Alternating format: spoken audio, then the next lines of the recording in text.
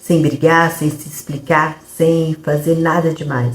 O narcisista, ele só tem poder enquanto você tem medo de perdê-lo. Quando esse medo desaparece, algo muda completamente. O jogo de manipulação começa a desmoronar e é sobre isso que vamos falar hoje. Você já se sentiu confusa dentro de um relacionamento? Como se estivesse sempre tentando entender o que fez de errado? Ou talvez você já tenha saído dessa relação, mas ainda sente que ficou emocionalmente esgotado, se sentindo culpado ou até perdida sobre quem você realmente é. Se você está vivendo ou se recuperando de um relacionamento abusivo, esse espaço é para você. Eu sou a Sol, terapeuta energética e uma sobrevivente de uma relação abusiva de 22 anos. E depois de passar por todo esse processo doloroso e reconstruir a minha vida emocionalmente, hoje eu ajudo mulheres que estão vivendo ou estão tentando sair desse tipo de relação a se fortalecerem e a resgatarem a sua autoestima, o seu poder quando o assunto é relacionamento com a pessoa narcisista. Durante muito tempo você acreditava que precisava se defender, precisava se explicar, precisava provar que estava certa. Mas na verdade é que existe algo que realmente incomoda e até assusta esse tipo de pessoa. Não é gritar, não é discutir, não é afrontar. É quando você começa a deixar de agir, de reagir da forma como ele espera ou ela espera. Se você já conviveu com alguém assim, provavelmente sabe do que estou falando. Pessoas com traços narcisistas costumam se alimentar de alguma coisa muito específica dentro da relação. Ela se alimenta da sua atenção constante, da sua necessidade de explicar tudo, da sua tentativa de fazer a relação funcionar a qualquer custo, da sua busca por aprovação. E enquanto você está nesse lugar emocional, a dinâmica continua funcionando, exatamente da forma que essa pessoa precisa. Mas existe um momento em que algo começa a mudar. E esse momento costuma ser o início do verdadeiro medo para alguém que vive de controle emocional. A primeira coisa que faz você se tornar imprevisível para um narcisista, para uma pessoa abusiva, é começar a enxergar os padrões. Quando você acredita que cada discussão é um caso isolado, cada crítica é apenas um momento ruim, ou que cada afastamento é culpa sua, você ainda está presa dentro dessa dinâmica da relação. Mas quando você começa a perceber que certos comportamentos eles se repetem, que certas discussões sempre seguem o mesmo roteiro, que certas manipulações aparecem de formas diferentes, mas com o mesmo objetivo, algo muda dentro de você. Você começa a observar e em vez de apenas reagir, você passa a observar. Você também começa a reagir menos. E a segunda coisa que realmente desestabiliza uma pessoa narcisista, uma pessoa abusadora, é quando você para de tentar se explicar o tempo todo. Isso, desorienta totalmente um narcisista. Muitas pessoas que convivem com esse tipo de personalidade passam anos tentando justificar as suas atitudes, provar que está sendo justa, tentar explicar os seus sentimentos. Mas em muitos casos, essa conversa ela não chega em lugar nenhum, porque a discussão não existe para resolver um problema. Ela existe para manter você emocionalmente envolvida.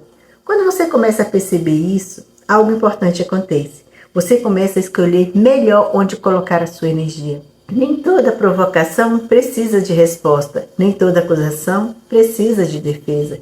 E quando a pessoa percebe que não consegue mais te puxar para o mesmo tipo de discussão sempre, ele começa a sentir que está perdendo o controle sobre a situação.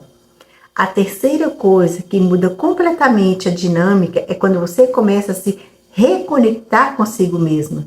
Relacionamentos abusivos muitas vezes afasta a pessoa de quem ela realmente é.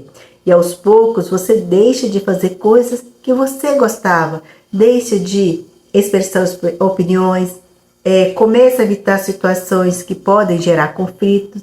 E quando você começa a recuperar partes de si mesma, suas escolhas, seus limites, seus interesses, algo dentro dessa relação também muda. É quando você estabelece limites claros.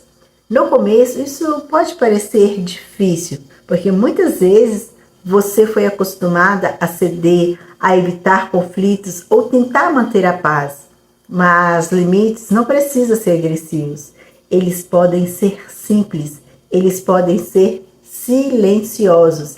Às vezes, o limite é apenas não aceitar certas conversas, certas provocações, não participar de jogos emocionais ou simplesmente se retirar de situações que antes você tentava resolver. E quando uma pessoa percebe que não consegue mais ultrapassar os limites de antes, ela também percebe que algo mudou. A quinta coisa que desestabiliza um narcisista talvez a mais poderosa, é quando você deixa de viver emocionalmente em função da reação da outra pessoa, ou seja, em relação a essa pessoa. Durante muito tempo, quem vive em relação abusiva mede suas atitudes pensando como a outra pessoa vai reagir.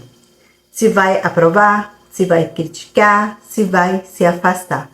Mas quando você começa a tomar decisões baseadas no que é saudável para você, essa dinâmica começa a perder força. E isso pode ser profundamente desconcertante para quem estava acostumado a ter controle emocional dentro da relação o tempo todo.